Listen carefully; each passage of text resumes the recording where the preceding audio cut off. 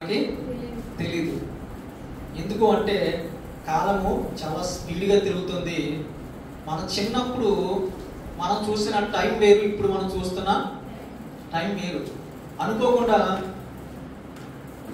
గడియారములు గుండెలు కూడా స్పీడ్గా తిరుగుతున్నాయేమో అని అనుమానం వస్తూ ఉంటుంది. చాలా స్లోగా నడిచే కాలము ఇప్పుడు చాలా స్పీడ్గా వెళ్తుంది. మనకి ఏమీ కాదులే, మనంతా ప్రశాంతంగా ఉంటాము అనుకునే రోజులు మనకు ఉండేవి చిన్నప్పుడు. కానీ సడన్గా ఎంత పెద్ద పెద్ద ముప్పులు మనం ఎదుర్కొన్నాం. మరణాపాయం నుంచి ఎన్నో నేర్చుకున్నాం. ఈరోజు మనము బలపడి ధైర్యంగా మరణాన్ని జయించి నిలబడ్డాం. ఒక విధంగా చెప్పాలంటే మనందరం కూడా జయశీలులకు. యేసుక్రీస్తు ఇచ్చిన ఆ ధైర్యాన్ని బట్టి మనము ఆ కరోనా టైంలోనే మరణాన్ని ఏం చేస్తామండి? జయించాం. ఎంతో మంది గొప్ప గొప్ప వాళ్ళు, సినీ ఫీల్డ్లో ఉన్న వాళ్ళు, గట్టిగా ఉన్న వాళ్ళు కూడా మనకన్నా మంచి ఫుడ్ తినేవాళ్ళు కూడా ఆ కరోనాని ఏం చేయలేకపోయారండి? జయించలేకపోయారు. మరణము వారిని ఏం చేసిందంట? మృంగేసి. మనకైతే దేవుడు కృపను బట్టి మరణం జయించే శక్తిని ఇచ్చాడు. ఎందుకు ఇచ్చాడు అంటే మన ద్వారా ఇంకా ఎన్నో కార్యక్రమాలు దేవుడు ఆశిస్తున్నాడు. ఇంకా ఆశని, దేవుడి ఆశను మనం ఏం చేయాలి? తీర్చాలి. క్రైస్తవుల కింద మనసుబడి తీర్చబడిన మనము నీతిమంతుల కింద దేవుని యొక్క రక్తంలో కడగబడి మనము తీర్చబడిన మనము ఇప్పుడు మనం ఎవరవుతామండి? నీతిమంతులము. నీతిమంతులము అయినంత మాత్రాన మనకి కష్టాలు, నష్టాలు, కన్నీళ్లు, దుఃఖాలు రావని ఎప్పుడు కూడా ఊహించకూడదు. బైబిల్ అలా ఎప్పుడు సెలవిస్తలేదు. అలా ఎప్పుడు కూడా మనకి అబద్ధమైన నమ్మకాన్ని ఎప్పుడు కూడా బైబిల్ కలిగించదు. వాస్తవం దేవుడు మనతో మాట్లాడుతూ ఉంటాడు. క్రీస్తును అంగీకరించిన వారికి శ్రమలు వస్తాయి అందరితో పాటు.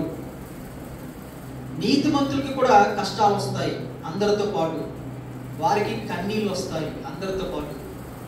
ఈ భూమి మీద పుట్టిన అందరిలోని మొట్టమొదటి నీతిమంతుడు ఎవరు అని చెప్తే పరిపూర్ణమైన నీతిమంతుడు యేసుక్రీస్తే. తెలుసండి, ఆయనకి మించిన మనుషుల్లోని ఎవ్వరూ లేరు. ఆయన పూర్తిగా మనిషి. ఎప్పుడు? భూమి మీద ఉన్నప్పుడు ఆయన సంపూర్ణంగా మనిషి. అందులోని ఎటువంటి డౌట్ కూడా లేదు. అయినా సరే ఎంతో నీతిగా తన యొక్క జీవితాన్ని ముందుకి నడిపించాడు. ఆయనకి కూడా బాధ, కన్నీరు, ఆకలి, దుఃఖము, కళ్ళంట నీళ్లు ఎన్నో వచ్చినాయి అంట. ఆ గెచ్చిమనే తోటలోని ఆ చెమట లేకుండా రక్తమే కారిందంట ఆ గెచ్చిమనే తోటలో. నీతిమంతులకి కష్టాలు, నష్టాలు, కన్నీరు వస్తాయి. కానీ బైబిల్ ఏం చెప్తుందంటే, బైబిల్ గ్రంథం నుంచి ఒక మాట చదువుకుని ముందుకు సాగుదాం. కీర్తన భాగము 34వ అధ్యాయము 19వ మాట చదువుదాం.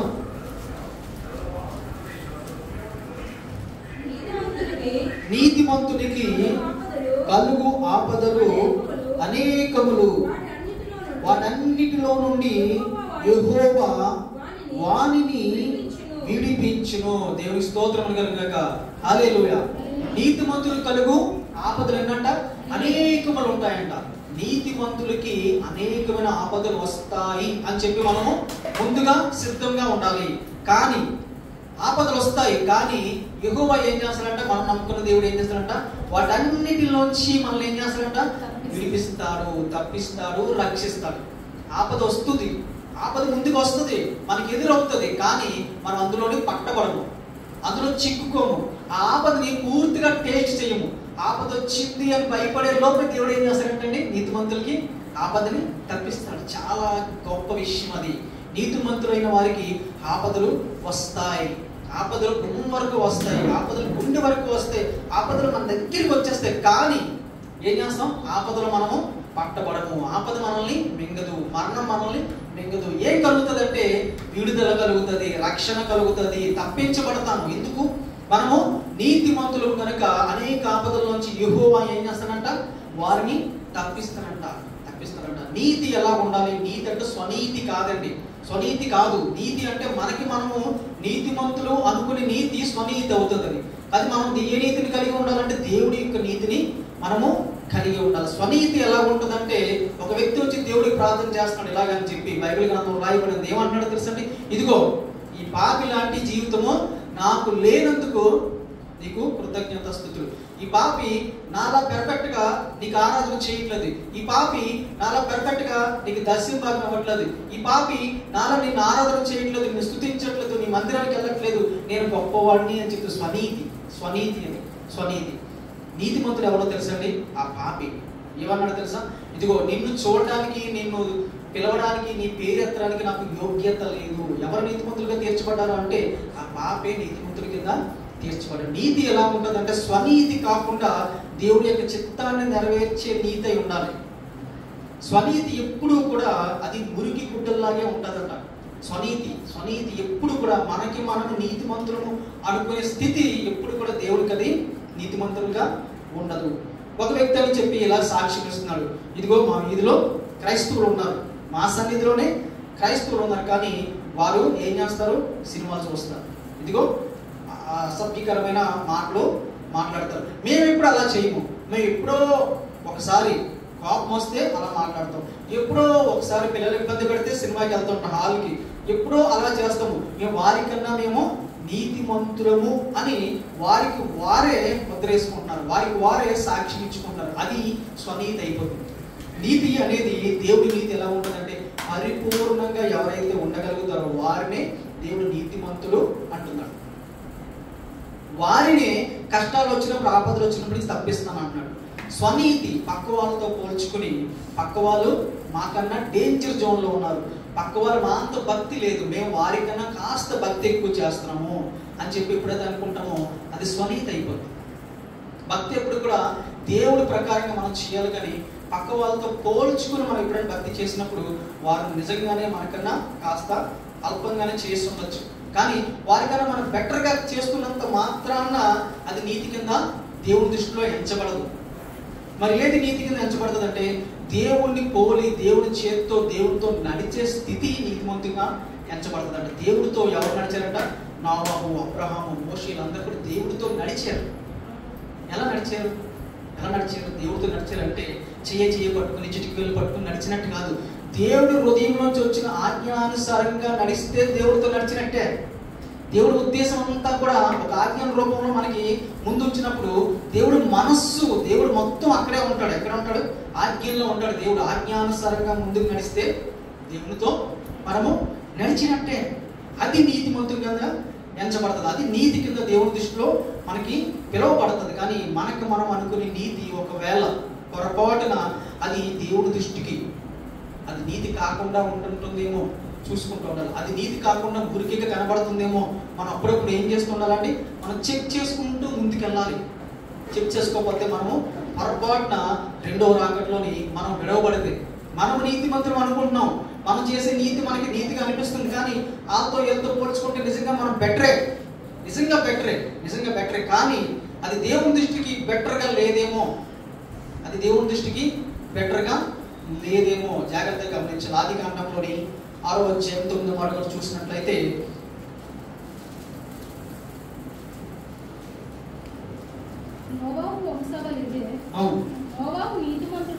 నోవహు నీతిమంతుడును తన తరము వారిలో నిందారహితుడుగాను నోవహు దేవుడితో కూడా నడిచాడు. నోవహు నీతిమంతుడు అంట. ఆదికాండంలోని 6 అధ్యాయాలు నాకు అంత ఆశ్చర్యం అనిపిస్తుంది. అంటే ఆదికాండం 5 అధ్యాయాలు వచ్చేసరికి లోకమంతా పాపంతో నిండిపోయిందంట. ఎంత విచిత్రం అండి! ఆదికాండము 5 అధ్యాయాలకే లోకమంతా పాపంతో నిండిపోయిందంట. అందులో ఒకే ఒక వ్యక్తి కనబడుతున్నాడు. ఎవరు? నోవహు. తన తరము వారిలో నింద లేకుండా నిందారహితుడు అంట. నీతిమంతుడి కింద ఎంచబడ్డాడు, దేవుడితో నడిచాడంట. అంటే పాపం లేకుండా, నింద లేకుండా నడిస్తే దేవుడితో నడిచినట్టే. నింద పడకుండా, పాపం చేయకుండా నడిస్తే దేవుడితో నడిచినట్టు. నోవహు నిందారహితుడు. తన తరము వారందరిలో కూడా నోవహు నిందారహితుడు, నీతిమంతుడి కింద తీర్చబడ్డాడు, దేవుడితో నడిచాడంట. ఎంతమంది జనాంగం ఉంటారంటే ఎంతో మంది జనాంగం ఉన్నారు నోవహు కాలంలో. కానీ ఎంతమంది తప్పించబడ్డారు అంటే చెప్పండి? నోవహు కుటుంబం టోటల్గా 8 మెంబర్స్. ప్రపంచం మొత్తాన్ని దేవుడు ఏం చేశాడంటే నీళ్లతో సమాధి చేశాడు. జల సమాధి చేసినప్పుడు అందులో 8 మంది కేవలం నోవహు కుటుంబ సభ్యులు మాత్రమే రక్షించబడ్డారు. అప్పుడు పాపము అంత ఎక్కువగా విస్తరించిందా అని అనుమానిస్తే 5 అధ్యాయాల్లోకి పాపం ప్రజలందరినీ మింగేసిందట. అప్పుడు ఏ పాపం ఉంటుందని చెప్పి నేను ఆలోచన చేస్తూ ఉంటాను. ఇప్పుడైతే మనకి ఫోన్లోని, ల్యాప్టాప్లోని బయట చూస్తే ఎంతో సైబర్ నేరాలు, ఎన్నో హత్యలు, ఘోరాలు జరుగుతున్నాయి. కానీ నోవహు కాలంలో 5 అధ్యాయాల్లో ఏ పాపం ఉంటుంది? ఏ పాపం ఉంటుంది? అంత ఘోరమైన పాపం ఏం చేస్తుంటారని ఆలోచన చేస్తే వారికి ఎంతో ఘోరమైన పాపం ఏంటో తెలుసండి. వ్యభిచారము, నెక్స్ట్ హత్యలు, అబద్ధాలు, మోసము, ఒకరి ఆస్తి ఒకరు కోరుకోవడము, ఒకరి ఆస్తి కోసం ఒకరిని హింసించడము, ద్వేషించడము, లేకపోతే ఉదయం నుండి కార్టిన్యం పెట్టుకుని వారిని హత్య చేయడం, ఇవే కనబడ్డాయి. అంతమంది జనాంగంలోని ఒకే ఒక కుటుంబం రక్షించబడింది. ఇప్పుడు 800 కోట్ల ప్రజలు ఉన్నారు. ఇప్పుడు 800 కోట్ల ప్రజల్లో ఎంతమంది రక్షించబడతారు? దేవుడి యొక్క శాపము, ఉగ్రత వచ్చినప్పుడు అంటే జాగ్రత్తగా గమనిస్తే ఇప్పుడు ప్రతి ఒక్కరి దగ్గరికి పాపం వస్తుంది కదండి. ప్రతి ఒక్కరి దగ్గరికి ఇప్పుడున్న టెక్నాలజీ ప్రకారంగా పాపము టెక్నాలజీని ఉపయోగించుకున్న అందరి దగ్గరికి, అందరి హృదయాల్లోకి, అందరి ఇంట్లోకి, అందరి మనసుల్లోకి ఎంటర్ అయిపోయింది. ఈ టైంలోని నోవహులో ఒక్క కుటుంబం అయినా సరే రక్షించబడుతుంది అని చెప్పి అనుమానం కూడా వస్తూ ఉంటుంది. చాలా భయంకరమైన రోజుల్లో మనము వచ్చి ఉన్నాం. నిన్న మొన్నటి దినాన్ని ఉషా తల్లి ఒక మంచి సాక్షి చెప్పింది. ఒక మంచి దర్శనము చూసింది. ఆ దర్శనము నేను విన్నప్పుడు నేను స్టన్ అయిపోయాను. నాకు చాలా విచిత్రంగా అనిపించింది. ఆ సాక్ష్యము తన నోటంటే వింటే ఎంత అద్భుతంగా ఉంటుందో ఒకసారి విందాం. ముందుకు వచ్చి నువ్వు ఏదైతే దర్శనం, ఏదైతే నువ్వు యొక్క దేవుడు చూపించిన దర్శనం చూపించాడో అది యాజిటీజ్గా మనము సంఘానికి బయలుపరచాలి. ఎందుకంటే కొన్ని విషయాలు మరుగు చేయకూడదు. మన క్షేమం నిమిత్తము, దేవుని ఆశీర్వాదం కొరకు మన సాక్ష్యాలు చెప్పాలి. దేవుని యొక్క కృప మనము అందరికీ మంచాలి. ముందుకు వచ్చి సాక్ష్యం చెప్పవలసిందిగా మనం చేస్తున్నాం.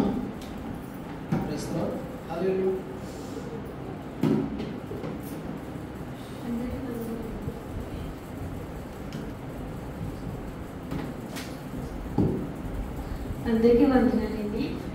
గారికి కూడా వందనాలు. మా మంచిగా లేట్ లేకపోయినా నాకు వచ్చిన కళ ఏంటంటే భూమి మీద అందరూ ఇంత చిన్న మనుషులు ఉన్నారండి. అందరూ కూడా ఇంత చిన్న మనుషులు ఉన్నారు. ఒక ఇంత గుంపు ఉంది. ఆ గుంపులోని ఒక 20 మంది 30 మంది తప్ప ఎవరు పైకి ఎగరలేకపోతున్నారండి. అదేంటంటే ఇంత చిన్న మనుషులు కూడా ఇలాగా ఈ షేప్లో ఎగిరి ఇలా ప్లేట్లు లాంటివి ఆకాశంలో నుండి వచ్చాయి. వాటి మీద ఇలా ఎగిరి ఇలా కూర్చుంటున్నారు. అదే ప్లేట్ మరొక స్థలంకి వెళ్ళినప్పుడు అక్కడ కూడా ఇంతమంది గుంపున్నారు. అందులో కూడా చాలా తక్కువ మంది, ఒక 10 మెంబర్స్ 20 మెంబర్స్ తప్ప ఇంకెవరూ అందులోని చేరలేకపోతున్నారు. అది నేను నా యొక్క దర్శనంగా చేశాను. ఆమె దర్శనం ఏంటి అంటే ఆ కుమార్తె దేవుడి యొక్క రెండవ రాకల్లో ఏం జరగబోతుందో దేవుడు కొంతమందికి దర్శనాల రూపాలు ఇస్తుంటాడు. తెలుసండి, అద్భుతం. ఎన్నో విషయాలు తెలియకుండానే మనకి ముందుగా తెలుస్తూ ఉంటాయి. అవి జరగక ముందే మనకు తెలుస్తూ ఉంటాయి. తను చూసిన దర్శనం నేను వింటున్నప్పుడు నేను అలాగా కొంతసేపు సైలెంట్ అయిపోయి జాగ్రత్తగా ఉన్నాను. అదేంటో తెలుసా? అంటే దేవుడి దర్శనాన్ని మనము దైవికంగా తీసుకోవాలి. దేవుడి దర్శనాన్ని మనము ఈ లోకానుసారమైన మైండ్తో మనం ఎప్పుడు కూడా ఆలోచన చేయకూడదు. ఇదంతా వేరే లెవెల్, దేవుడికి సంబంధించింది, ఆత్మీయతకు సంబంధించింది. ఆ రెండవ రాకల్లోని గుంపులుగా మనుషులు ఉంటారు. కానీ అందులో ఎంతమంది ఎత్తబడుతున్నారంట? 20-30 మంది. ఆ ఎత్తబడే వ్యక్తులు కూడా, ఒక వ్యక్తి స్ట్రేట్గా ఉన్నారనుకోండి, ఒక వ్యక్తి ఇలా ఉన్నాడనుకోండి, ఇలాగ ఒక వ్యక్తి ఉంటే ఆ వ్యక్తిని దేవుడు ఎలా ఆకర్షిస్తున్నాడంటే ఇలాగ వంగబడి ఆ లిఫ్ట్ చేయబడుతున్నాడు. స్ట్రేట్గా ఉన్న వ్యక్తి వెనక ఇలా వంగబడి అలా లిఫ్ట్ చేయబడి ఆ యొక్క ప్లేట్లు లాంటివి దాని మీద అలాగ సిట్ అవుతున్నారంట, అలా కూర్చుంటున్నారంట. వేరొక ప్రదేశానికి వెళ్ళినప్పుడు అక్కడ కూడా అలా జరుగుతుంది. నేను అనుకుంటాను నోవహు కాలంలోని ఒక్కలే కుటుంబం రక్షించబడింది. ఈ రెండవ రాకల సమయంలోని మరి చూసారా ఎంతమంది, 100 మంది ఉన్నప్పుడు కొద్ది మంది జరగబోయేది మనకి తెలుస్తుంది. అప్పుడు నేను టెక్నికల్గా ఆలోచిస్తూ ఉంటాను. ఏదైనా సరే ఒక టెక్నికల్గా ఆలోచిస్తుంటాను. ఎలా ఆలోచిస్తుంటానంటే తను చూస్తుంది అక్కడి నుంచి. అర్థమవుతుందా? మనుషులు ఎంతంత ఉన్నారు. మనిషి ఎంత కనపడాలంటే పైన ఉన్న వాళ్ళు ఎంత లెంత్లోకి వెళ్ళాలో మనం కొలుసుకోవచ్చు. చాలా సింపుల్. ఎంత మనిషి కనపడాలంటే 4 ఫ్లోర్లు ఎక్కితే ఎంత కనబడతారు, 5 ఎక్కితే 6 ఎక్కితే 7 ఫ్లోర్లు ఎక్కితే 10 ఫ్లోర్లు ఎక్కితే. అంటే దేవుడు రెండవ రాకల్లోని దేవుడు తన సైన్యంతోని దూతలతోని పరిశుద్ధులతో వచ్చినప్పుడు ఆకాశానికి భూమికి ఉన్న మధ్యన ఎంత దూరం కనబడుతుంది అంటే మనిషి ఎంత కనబడి ఎంత దగ్గరగా వచ్చేస్తాడు రెండవ రాకల్లో. ఆశ్చర్యం అయిపోతుంది, ప్రపంచం అంతా కూడా నిద్రపోతుంది, ఏం జరుగుతుందో తెలియదు. షూటింగ్ చేసి వాళ్ళందరూ షూటింగ్ చేస్తారు, ఫోన్లు అట్టుకుని తీస్తూ ఉంటారు. అప్పుడు పైన ఎవరైతే యేసుక్రీస్తు దూతలు పరిశుద్ధులు ఉంటారో అప్పటికి చనిపోయిన పరిశుద్ధులు, అప్పటికి చనిపోయి సమాధి చేయబడి పరదేశంలో రెస్ట్ తీసుకున్న వాళ్ళందరినీ దేవుడు ఏం చేస్తారంటే వెంట పెట్టుకుని వస్తారని చెప్పి బైబిల్ చెప్పాడు కదా. ఆ పరిశుద్ధులందరూ ఏం చేస్తున్నారంట, ఎంతంత మనుషుల్ని పైనుంచి కింద ఎంతంత కనబడుతున్నారు, ఎంతంత. ఒకవేళ నేను అనుకుంటున్నాను టెక్నికల్గా ఇంకాస్త పైకి వెళ్తే విమానాలు వెళ్తుంటాయి కదా, మనుషులు ఇంతంత కనబడతారు చీమల్లా. ఇంకా పైకి వెళ్తే మరీ చిన్నవి, మరి పైకి వెళ్తే మనకి కళ్ళు కనబడతాయి. సో ఎంత మనిషి కనబడుతున్నాడంటే ఎంత దగ్గరగా దేవుడు దిగబోతుందో చూడండి. రెండవ రాకల్లో చాలా దగ్గరగా వస్తాడంట దేవుడు. ఆకాశంలో ఎక్కడో అవునా కాదా అన్నట్టు ఏమీ జరగదు రెండవ రాకలో. క్లారిటీగా క్లియర్గా దగ్గరగా వచ్చేస్తుంది. మనుషులందరూ విచిత్రంగా ఎంతవరకు సినిమాల్లోనే చూసుంటారో ఆ స్పేస్ షిప్లు రావడము, ఏదో ఒక విచిత్రం ఆకాశంలో జరగడము, కానీ లైవ్లో చూస్తారు ప్రతి మనిషి. లైవ్లోని అందరూ ప్రపంచం అంతా కూడా ఒకే ఒక్కసారి చూస్తుందంట రెండవ రాకల్లో. తెలుసండి ఆ రెండవ రాకల్లో ఎంత దగ్గరగా వచ్చేస్తారు. అప్పుడు మనము ఎక్కడ ఉండాలి, ఎక్కడ ఉండాలి చెప్పండి, అక్కడ ఉండాలి. అక్కడ నుండి కింద మనుషుల్ని చూడగలగాలి, కింద ఉండకూడదు, ఆ విడవబడిన గుంపులో అసలు ఉండకూడదు. అర్థమవుతుందండి, ఎత్తబడే గుంపులో మనం ఉండాలి. పొరపాటున ముందుగా దేవుడు రాకడ మన తరంలో రాదు వస్తాదో మనం చెప్పలేము, కానీ దేవుడు చాలా క్లారిటీగా చెప్తూ వస్తున్నాడు. మనకి చాలా దగ్గరగా వచ్చేసిన సమయం, చాలా అత్యంత సమీపంగా వచ్చేసింది. సాతానుకు ఉన్న సమయము చాలా తక్కువ. పాపాన్ని విచ్చలవిడిగా పెరిగిపోతుంది అంటే సాతాను యొక్క సమయము తగ్గిపోతుంది. తన ఏజ్ తనకి ఇచ్చిన టైము లిమిట్ అయిపోతుంది, తగ్గిపోయి వచ్చేస్తుంటే వాడికి ఏం చేయాలో అర్థం అవ్వట్లేదు. ఎక్కువ మందిని ఏం చేయాలి, పాపంతో నింపాలి. కాబట్టి రకరకాల ఆలోచనలు ఎవరైతే దుర్మార్గంగా ఉంటారో వారికి కల్పిస్తున్నాడు. ఎవరైతే ఎక్కువ డబ్బులు ఉంటాయో వారికి రకరకాల ఆలోచనలు కల్పించి రకరకాల యాప్లు అప్లికేషన్స్ మొబైల్స్లోకి రావడానికి, రకరకాల సినిమాలు తీయడానికి. ఎందుకంటే ఏదో రకంగా మనుషులందరూ ఎక్కడో చోట ఏదో రకంగా పట్టుకోవడానికి పాపం చేత. అర్థమవుతుందండి. కొన్ని యాప్స్ కొంతమంది నరకానికి తీసుకెళ్ళిపోతాయి. మొబైల్ ఫోన్లో ఉన్న యాప్స్ ద్వారా ఎంతోమంది నరకానికి వెళ్ళిపోతారు. కొన్ని మొబైల్ ఫోన్లో చూస్తున్న ఆ విచిత్రమైన వీడియోల ద్వారా ఎంతోమంది నరకానికి వెళ్ళిపోతారు. ల్యాప్టాప్లో చూస్తున్న, టీవీలో చూస్తున్న, సినిమాల్లో చూస్తున్న, బయట జరుగుతున్న కొన్ని క్లబ్బుల్లోని పబ్బుల్లో జరుగుతున్న విషయాల ద్వారా కొంతమందిని ఏం చేస్తాడు సాతానుగాడు, నరకానికి పంపించేస్తాడు. ఎంతో మందిని ఉపయోగించుకుని సాతాను ఏం చేస్తాడంటే ప్రపంచం అంతటిని కూడా ఏం చేస్తాడు, ఏలుబడి చేస్తున్నాడు. ఎందుకు ఏలుబడి చేస్తున్నాడు? పాపం ఇంత గొప్పగా పెరిగిపోయింది అంటే ఎందుకు పెరిగిందంటే అడుగున్న టైము చాలా చిన్నది అయిపోయింది.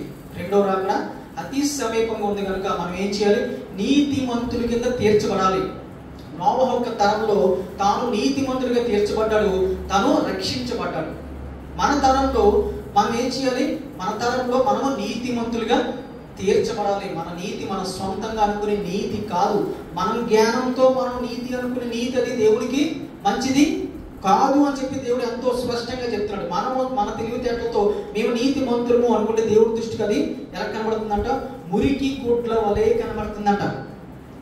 ఆ నీతి కాదు దేవుడు కోరుకునేది, ఆ నీతి కాదు. ఒక స్వచ్ఛమైన నీతి కోరుకుంటున్నాడు, ఒక పవిత్రమైన నీతి కోరుకుంటున్నాడు. ఆ నీతి పరులే ఈ 20 మెంబర్స్ పైకి లిఫ్ట్ చేయబడతారంట. ఇలా ఉండేవాళ్ళు ఇలా బెండ్ అయి అలా వెళ్తారంట.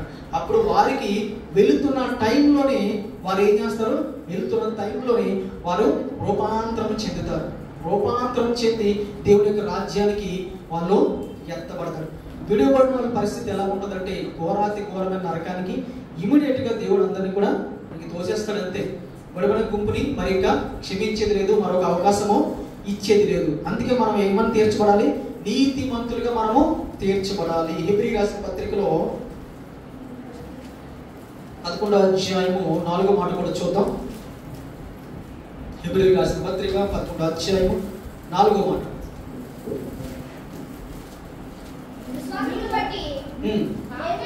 ఏబేలు కయీను కంటే శ్రేష్టమైన బలి దేవునికి అర్పించెను. సరిపోతుంది. విశ్వాసమును బట్టి ఎవరంట? ఏబేలు కయ్యను కన్నా శ్రేష్టమైన అర్పణ ఇచ్చినట్ట. మొట్టమొదటిగా పుట్టిన ఇద్దరు వ్యక్తులు కయ్యను, ఏబేలు. కయ్యను పెద్దవాడు, ఏబేలు చిన్నవాడు. కయ్యను ఒక వ్యాపారం చేస్తున్నాడు, ఏబేలు ఒక వ్యాపారం చేస్తాడు. ఇద్దరిది ఒకే రకమైన ఆ యొక్క పరిస్థితి కాదు, ఆ వ్యాపారాలు కాదు. అయితే దేవునికి ఏబేలు ఇచ్చిన అర్పణ నచ్చింది. ఎందుకు నచ్చింది అంటే శ్రేష్టమైన అర్పణ దేవునికి ఇచ్చాడు కనుక. తక్కువ ఎక్కువ అన్నది కాదు, శ్రేష్టమైనది, పవిత్రమైనది మనస్ఫూర్తిగా శుభ్రంగా ఉన్నది ఎవరిచ్చారంట? ఏబేలు దేవునికి అర్పణ ఇచ్చాడంట. ఏదైతే కాస్త మచ్చ ఉంటుందో, ఏదైతే కాస్త ఒళ్ళిపోద్దో, ఏదైతే కాస్త తక్కువ ఖరీదో అది ఎవరిచ్చారు? కయ్యను ఇచ్చాడు. కయ్యను ఉద్దేశం ఏంటంటే ఎక్కువ తను ఉంచేసుకోవాలి, దేవుడే కదా. ఆ నిర్లక్ష్య స్వభావము అది పాపం కింద మార్చబడుతుంది. ఆ నిర్లక్ష్యమే అది శాపం అయిపోద్ది. మన జీవితాల్లో కూడా దేవుడికి మనము శ్రేష్టమైనది ఇవ్వకపోతే అది పాపం కింద, శాపం కింద మారిపోద్ది మన జీవితాలకి. దేవుడిని ఇప్పుడు కూడా పవిత్రంగా చూడాలి. దేవుడికి ఇచ్చేది ఏదైనా సరే, తక్కువైనా ఎక్కువైనా అది శ్రేష్టత కలిగి ఉండాలి. శ్రేష్టమైన ఏది ఇచ్చినా మంచిదే. ఎక్కడైనా మచ్చ ఉంటే మనకి తెలిసి మచ్చ ఉన్నది ఇస్తే అది శాపం అయిపోద్ది, అది పాపం అయిపోద్ది. దేవుడు చాలా పౌరుషం కలిగిన, రోషం కలిగిన దేవుడు అంట. తెలుసా? ప్రతి దాన్ని కేర్ఫుల్ గా, చాలా సీరియస్ గా తీసుకుంటాడు దేవుడు. మనుషులు ఏది ఇస్తున్నారు అన్నప్పుడు మరీ ఫోకస్ గా చూస్తాడంట. మనుషులు ఏదైనా ఇస్తున్నప్పుడు, అర్పణ ఇస్తున్నప్పుడు ఫోకస్ ఎక్కువ పెట్టేస్తాడు. ఎలా ఇస్తున్నాను, హృదయం ఎలాగుంది, పండు ఎలాగుంది, ఫలం ఎలాగుంది, కానుక ఎలాగుంది, శ్రేష్టమైనది ఇస్తున్నారా? 500, 2000, 100 అన్ని ఉన్నప్పుడు శ్రేష్టమైన కానుక ఇస్తున్నారా లేదని దేవుడు చూస్తే మనం ఏం చేస్తాం? మనమే కాదు, క్రైస్తవులు అందరూ కూడా ఏం చేస్తారు? ఒక 10 రూపాయలు, ఒక 20 రూపాయలు, ఒక 50, 100 వరకు సర్దిస్తారు అంతే. అదే దేవుడికి ఇస్తారు. కానీ దేవుడు ఏం కోరుకుంటున్నాడు? శ్రేష్టమైనది కావాలంట. ఒకవేళ మనం ఇవ్వగలిగిన స్థితిలో ఉండి కూడా, మన పంట బాగా విస్తారంగా పండి కూడా అందులో ఒక మంచి శ్రేష్టమైనది ఇవ్వలేని స్థితి మనకు ఉంటే అది పాపము, శాపము, శపించబడిన జీవితం అయిపోతుంది. అది మనం కోరుకోకూడదు. దేవుడికి ఎప్పుడు కూడా శ్రేష్టమైనది ఇవ్వాలి. అప్పుడు ఊరంతలుగా దేవుడు వెనక్కి ఇచ్చేస్తాడు. ముచ్చట పడిపోతాడు దేవుడు, ఆనందపడతాడు. శ్రేష్టమైనది ఇస్తే మనకు అదేమి లోటు అవ్వదు. గుర్తుపెట్టుకోవాలి. 1000 రూపాయలు వచ్చినప్పుడు ఒక 100 రూపాయలు మనస్ఫూర్తిగా ఇస్తే 10 వంతు అది ఎప్పుడు మనకి లోటు అవ్వదు. ఇచ్చే మనసు బట్టి దేవుడు మళ్ళీ 1000 కలిపి ఇచ్చేస్తాడు. ఎలా ఇస్తాడో తెలియదు. ఆశ్చర్యకరుడు, అద్భుత కార్యాలు చేస్తాడు మన జీవితంలో. మనం ఇచ్చే స్థితి, హృదయము, శ్రేష్టత దేవుడు చూస్తాడు. అది మనం ఎలాగిస్తామని, ఎలాగివ్వాలండి? శ్రేష్టమైనది ఇవ్వాలి. నలిగిపోయింది కూడా కాదు. ఆ కాగితాల్లో కూడా నలిగిపోయింది ఇవ్వకూడదు. ఇది బయట వెనక్కి ఇచ్చేస్తాడు. కనుక ఏం చేద్దాం? మనం కానుక డబ్బాలో వేద్దాము. కయ్యను యొక్క మనస్సు అది. ఏమీ నచ్చడు. ఏమీ ఏం చేస్తాడు? నలిగిపోయినాయన్ని పక్కనెట్టి ఏం చేస్తాడండి? ఒక మంచి నీటి తలతల్లాడే నోటు వేస్తాడు. ఆ అర్పణ దేవుడికి నచ్చుతుంది. బయట చల్లలేని నోట్లు వేయకూడదు దేవుని సన్నిధిలో. అది శాపం అయిపోద్ది మన జీవితానికి. ఆ శాపము కొన్ని రోజులు మనల్ని తినేస్తుంది పట్టుకొని. ఆ శాపం మనల్ని చాలా బలహీనపరిచేస్తుంటుంది. ఆరోగ్యపరంగా, ఆర్థిక పరంగా, ఇంట్లో ఇబ్బందులు, పిల్లల ఫ్యామిలీలో అన్ని విషయాల్లో కూడా ఇబ్బందులు ఎందుకు వస్తున్నాయంటే మనము ఒకవేళ కయ్యను లాంటి అర్పణ దేవుడికి ఇచ్చున్నామేమో. దేవుడిని మనం ఏం చేయాలి? క్షమించమని అడిగి ఈ రోజు నుంచి మనం శ్రేష్టమైన ఈవుల్ని అనుగ్రహించి దేవుడికి శ్రేష్టమైన కానుక ఇవ్వాలి. అలాంటి జీవితం మనం నేర్చుకుంటే ఏ బెలులాగా మనం ఏం చేస్తామంటే పరలోక రాజ్యానికి నీతిమంతుల కింద తీర్చబడతాం మన విశ్వాసాన్ని బట్టి. మరొక వచనం చదువుకుందాం. 1 సమూయేలు 24వ అధ్యాయము 16 నుంచి 18 వరకు త్వరగా చదువుదాం.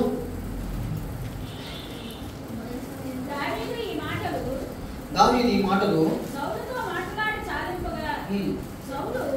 సౌలు దావీదా నాయనా ఈ పలుకు నీదేనా అని బిగ్గరగా ఏడ్చి దావీదుతో ఇట్లనెను, యెహోవా నన్ను నీ చేతికి అప్పగింపగా నన్ను చంపగా విడిచినందుకు ఈ దినమున నీవు నా అపరాధమునకు ఉపకారం చేసిన వాడవై నా ఎడల వెల్లడి చేసిన కనుక నీవు నాకంటే నీతిమంతుడువు. ఇక్కడ జరుగుతున్న సంభాషణ జాగ్రత్తగా గమనిస్తే దావీదుకి మొట్టమొదటి ఇశ్రాయేలు ప్రజలైన వారి రాజు అయిన సౌలుకి జరుగుతుంది. సౌలుకి దావీదుకి మరుగు జరుగుతున్న ఒక మంచి సంఘటన. దావీదు ఎవరు అంటే గొర్రెలు కాసుకునేవాడు, మందన మేపుకునేవాడు. సౌలు ఎవరంటే ఇజ్రాయేల్ ప్రజల్ని ఏలే మొట్టమొదటి రాజు. సౌలు మహారాజు. సౌలు మహారాజుకి దావీదుకి దేవుడే ఒక లింకప్ ఇచ్చాడు, ఒక బంధం ఏర్పాటు చేశాడు. యెషయా కుమారుల్లోని చిట్ట చివరి వ్యక్తి అయినా ఇక ఎక్కడో ఉన్న దూరంగా ఉన్న వ్యక్తిని ఏం చేస్తాడు? దేవుడు పిలిపించి ఎన్నుకున్నాడు. మొట్టమొదటిగా యాజకుడు దీవెన అక్కడ జరిగింది. దేవుడు యాజకుని పంపించి ఆ కొమ్ములో తైలంతో ఏం చేస్తాడు? దావీదుని అభిషేకించాడు. అభిషేకించిన తర్వాత నుంచి దావీదు యొక్క స్థితిగతులు మారిపోతూ వచ్చాయి. తన పని మారిపోతుంది, తన ఆలోచన మారిపోతుంది, తన క్రియలు మారిపోతున్నాయి. మెల్లమెల్లగా మెల్లమెల్లగా మెల్లమెల్లగా రాజు దగ్గర వరకు వెళ్ళిపోతున్నాడు. ఎలా ఎందుకు వెళ్ళిపోతున్నాడంటే అంతకుముందు ఎక్కడ ఉండేవాడు? అసలు ప్రజలతో సంబంధం లేదు, ఎక్కడో అడవిలో, ఎక్కడో పొలాల్లో, ఎక్కడో మేపుకుంటూ ఉండే వ్యక్తి యొక్క స్థానం మార్చబడుతుంది. ఇప్పుడు యాజకుడు అభిషేకించిన తర్వాత దావీదు యొక్క స్థితిగతులు మెల్లమెల్లగా మెరుగుపడుతున్నాయి. మెల్లమెల్లగా మార్గం మారుతుంది. ఇటువైపుకి దీవెనకరమైన వైపుకి, రాజరికం వైపుకి, అధికారికంగా రాజు అవడానికి ఏవైతే కావాలో అవన్నీ మెల్లగా మెల్లగా మెల్లగా జరుగుతున్నప్పుడు సౌలుకి ఒకానొక సమయంలో, దావీదు ఇంకా రాజు అవ్వకముందే సౌలు రాజుగా ఉన్నప్పుడు సౌలుకి చిన్న అసూయ వచ్చింది. దావీదు నాకన్నే గొప్పడైపోయేలా ఉన్నాడు, దావీదుని ప్రజలు నాకన్నే గొప్పగా పొగుడుతాడు. రాజుని ఇదిగో మీరు 100 మంది, మీకు 1000 అయితే దావీదు 10,000 అలా పొగుడుతున్నాడు. ఆ యొక్క వేరియేషన్ సౌలుకి నచ్చలేదు. సౌలుకి నచ్చకపోతే సౌలు ఒకటే అనుకున్నాడు, దావీదుని ఎలాగ ఉంచేస్తారు, రేపు ఉదయం నాకు గౌరవం ఇవ్వరు ప్రజలు, దావీదుని గౌరవపరుస్తారు కాబట్టి దావీదుని చంపేస్తానని చెప్పి నిర్ణయం తీసుకుని దావీదుని తరమడానికి కొంత సైన్యాన్ని వేసుకుని తిరుగుతూ ఉన్నాడు సౌలు గారు. తిరుగుతున్నప్పుడు అప్పుడు దావీదు ఏం చేశాడంటే దేవునికి ప్రార్థన చేస్తాడు. సౌలుతో మాట్లాడి ఎంత ప్రయత్నం చేసినా అది వర్కౌట్ అవ్వలేదు. అయితే ఒకరోజు సౌలుని దావీదుకి ఏం చేశాడంటే దేవుడు అవకాశం ఇచ్చాడు. సౌలుని చంపడానికి దావీదుకి అవకాశం ఇచ్చాడు. దావీదుని చంపడానికి సౌలు తిరుగుతుండగా అందరూ పడుకున్నారంట. అలిసిపోయి పడుకున్నప్పుడు దావీదు ఒక గొర్రెలోకి వచ్చి ఏం చేశాడు? సౌలు దగ్గరికి వచ్చాడు. వచ్చి ఆ పక్కన ఉన్న కత్తి తీసుకున్నాడు. తీసుకుని ఏం చేశాడు? సౌలు చంపేస్తే ఆ యొక్క శత్రువు నశించేస్తాడు. కానీ సౌలుని చంపలేదు. ఎందుకు చంపలేదంటే ఇశ్రాయేలు ప్రజల మీద రాజు అయిన దేవుడి చేత ఎన్నుకోబడిన వ్యక్తిని ముట్టుకోకూడదు, ఏమి అనకూడదు, ఆయన అసలు చంపకూడదు, ఆయన్ని మనసులో కూడా ద్వేషించకూడదు. అందుకే పాస్టర్లైన యాజకులైన నిజమైన సేవ చేస్తున్న వ్యక్తుల్ని చాలా గౌరవిస్తూ మనం ముందుకి వెళ్తూ ఉండాలి. వాళ్ళు ఏమీ చేయకూడదు, ఇటువంటి ఆపద వాళ్ళకి తలంపు చేయకూడదు. అది దావీదుకి బాగా తెలుసు. ఏం చేశాడు? చంపకుండా ఆ యొక్క వస్త్రపు చెంగుని కాస్త కోసుకుని చిన్న కట్ చేసుకుని దూరం వెళ్ళిపోయాడు. బట్లు అందరూ ఉన్నారు, అందరూ పడుకున్నారు, సౌలు కూడా పడుకున్నారు. దూరం వెళ్ళిపోయి దావీదు గట్టిగా అరుస్తున్నాడు, సౌలా సౌలా నా రాజా, ఇగో నా రాజు నువ్వే అని అందరూ లేచారు. నువ్వు దావీదువేనా? ఆనేసి నేను దావీదునే. ఎందుకు వచ్చావు? ఇదిగో సౌలా, ఈరోజు యెహోవా నిన్ను నాకు అప్పచెప్పాడు. నేను నీ దగ్గరికి వచ్చాను, నువ్వు పడుకున్నావు, నేను నీ దగ్గరికి వచ్చాను, నిన్ను చంపడానికి నాకు అవకాశం ఉంది, నేను కత్తి తీసుకున్నాను కానీ నేను చంపలేదు. నీ వస్త్రపు చెంగు ఉంటుంది చూసావా, అది కట్ చేయబడింది చూసావా? అయితే చెక్ చేసుకున్నాడు సౌలు, ఎస్ కట్ చేయబడింది, ఇగో దాని మొక్కిదే. నువ్వు పడుకున్నప్పుడు నీ వస్త్రపు చెంగుని కట్ చేసుకుని నా చేతితో పట్టుకెళ్ళిన నేను చంపడానికి నాకు ఎంత టైం పడుతుంది, కానీ నేను చంపను. నువ్వు అపార్థం చేసుకున్నావు, నువ్వు నన్ను అపార్థం చేసుకున్నావు. నేను అలాంటి వాడిని కాదు. యెహోవా నీకు నాకు తీర్పు కింద ఉంటాడు, న్యాయాధిపతిగా ఉంటాడు, దాన్ని అర్థం చేసుకోని చెప్పి సాగిలు పడి శత్రువు ఎదుట, శత్రువు కింద అనుకున్న వ్యక్తి సాగిలు పడి నమస్కారం చేసి దావీదు తగ్గించుకుని అడిగినప్పుడు సౌలు మారు మనసు వచ్చింది. సౌలు ఏమన్నాడు తెలుసా? ఇదిగో దావీదు, నువ్వు నాకన్నా నీతి పరుడవు. ఎందుకు? శత్రువుని చంపే అవకాశం వచ్చినా సరే అపకారం చేద్దామని నేను తిరుగుతున్నప్పుడు నీవు నాకు ఉపకారము చేసావు కనుక నన్ను క్షమించు. నా తర్వాత నీకు రాజు అవడానికి 100% నీకు అర్హత ఉంది. నువ్వు ఎలిజిబుల్ క్యాండిడేట్. ఎందుకంటే నువ్వు చంపేయచ్చు, నేను చంపుదామని తిరుగుతున్నాను, కానీ నన్ను చంపకుండా ఏం చేస్తావు? నాకు గుణపాఠం నేర్పించు, నన్ను క్షమించు అని చెప్పి సౌలు దావీదుని ఏం చేస్తాడు? నాకన్నే నీవు నీతిమంతుడు అని చెప్పి ఒక మంచి బిరుదిచ్చాడు. అప్పుడు దావీదుకి మెల్లమెల్లగా సమాధానం కలిగింది. అందరం కలిసి దావీదు కొన్ని రోజుల తర్వాత ఏం చేస్తారు? రాజు కింద అభిషేకిస్తుంటారు. అంటే మనకి తెలిసిన ఎవరన్నా వ్యక్తులు మనకు అపకారం చేసినప్పుడు మనం ఒకవేళ ఉపకారం చేస్తే మనం నీతిమంతుల కింద దేవుని దృష్టిలో తీర్చబడతాము. మన సొంత నీతి కాదు. మన సొంత నీతి ఏమంటారు తెలుసా? శత్రువుల్ని ఏం చేయాలి? ఏదో ఒకటి చేయాలి. శత్రువుల్ని హింసించాలి. శత్రువు మన చేతికి దొరికినప్పుడు వారిని పూర్తిగా నిర్మూలన చేయాలన్నది మన సొంత నీతి. కానీ దావీదు ఆ సొంత నీతిని పాటించుకోలేదు. ఏం చేశాడు? దేవుడి నీతి ఏంటి? అపకారం చేసిన వారికి కూడా ఉపకారం చేస్తే అప్పుడు దేవుడి దృష్టిలో ఏమవుతారండి? నీతిమంతుల కింద తీర్చబడతారు. అధికారం వస్తుంది, అర్హత వస్తుంది. ఎప్పుడు తెలుసండి? మన శత్రువుల్ని అవకాశం వచ్చినప్పుడు, విడిచిపెట్టినప్పుడు, క్షమించినప్పుడు, మన శత్రువు స్థితి కిందకి ఉన్నప్పుడు మనం హేళన చేయకుండా, ఎగతాళి చేయకుండా వారికి మనం సహాయం చేస్తే, అర్థమవుతుందండి? మనల్ని ద్వేషించేవారు ఒకవేళ పరిస్థితి బాగోలేనప్పుడు మనము సహాయం చేస్తే మనము దేవుని దృష్టిలో నీతిమంతులం అవుతాం, దావీదు వలె. అంతేగాని మన శత్రువు కిందకి వెళ్ళగానే, మనం నచ్చని వాళ్ళు కింద ఉండగానే వారిని చూసి ఎగతాళి చేయకూడదు, హేళన చేయకూడదు. బాగా జరిగింది, నాకు అంతకుముందు నన్ను నువ్వు ద్వేషించావు, నన్ను చంపాలని చూసావు, నన్ను నాశనం చేయాలని చూసావు, నీకు బాగా జరిగిందని చెప్పి మరొక 4 మాటలు వేయడము అది దేవుని యొక్క నీతి కింద ఎంచబడదు. ఆ శత్రువు అయిన ఆ యొక్క మనల్ని ద్వేషించిన వ్యక్తి అయిన స్థితి బాగోలేనప్పుడు వారికి మనము సహాయం చేస్తే చాలు మన నీతిమంతులు అయిపోతాం దేవుని దృష్టిలో. అటువంటి నీతి మనము ఏం చేయాలి? డెవలప్ చేసుకోవాలి. మన స్వంత నీతి దానికి ఒప్పుకోదు, మన స్వంత బుద్ధి దానికి ఒప్పుకోదు. కానీ మన స్వంత బుద్ధిని దాచిపెట్టి దేవుని యొక్క నీతిని మనము మన జీవితంలో నెరవేర్చాలి.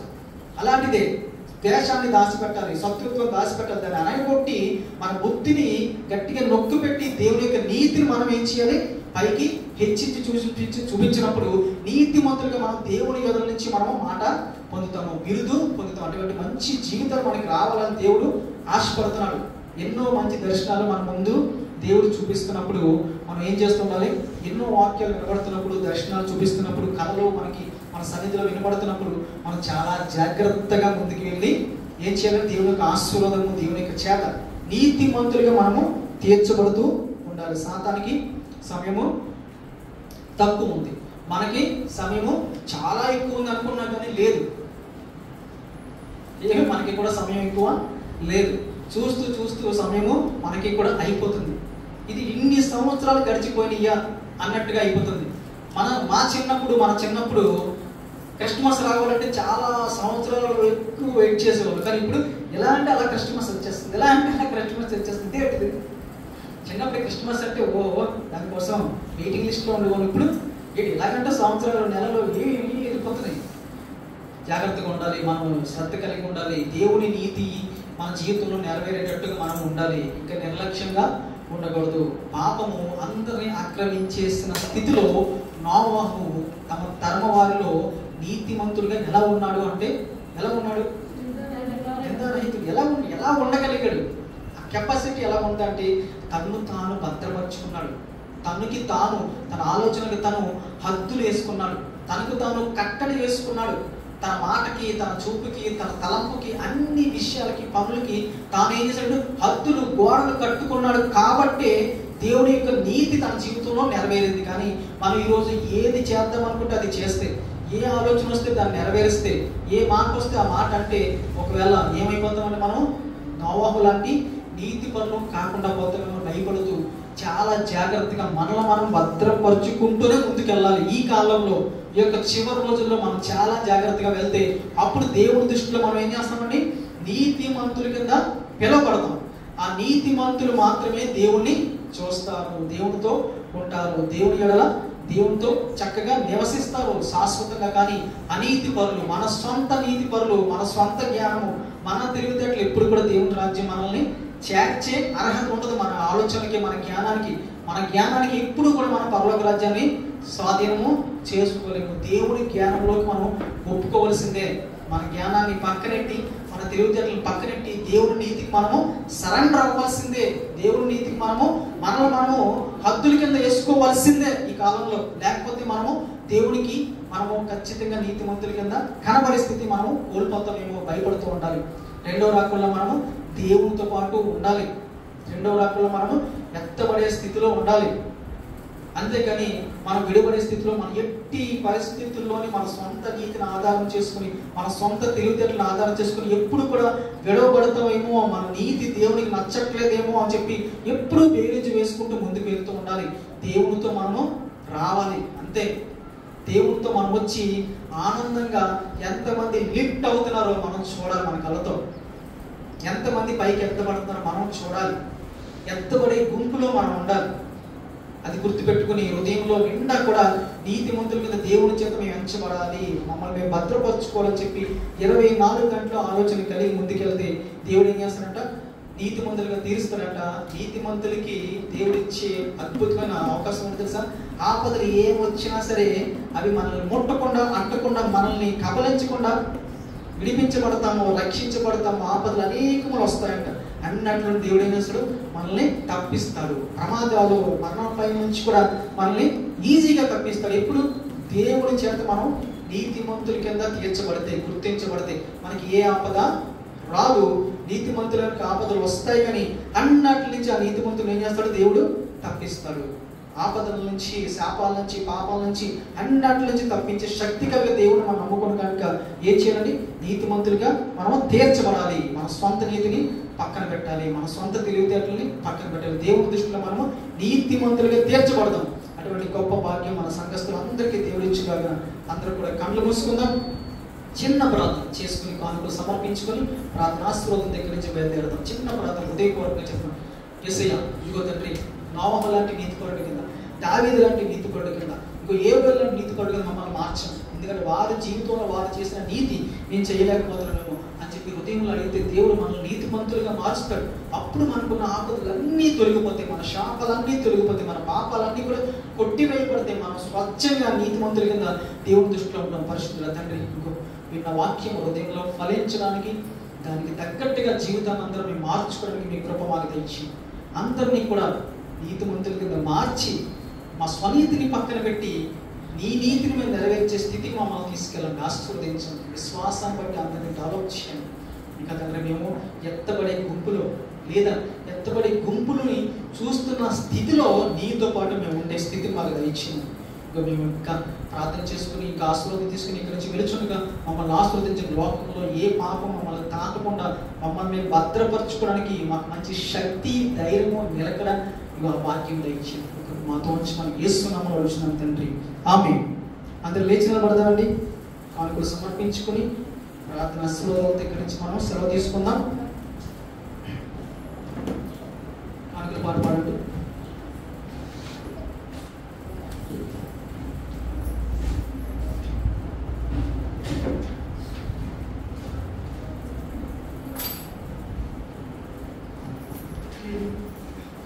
నీవు చేసిన ఉపకారములకు నేనేమి చెల్లింతును?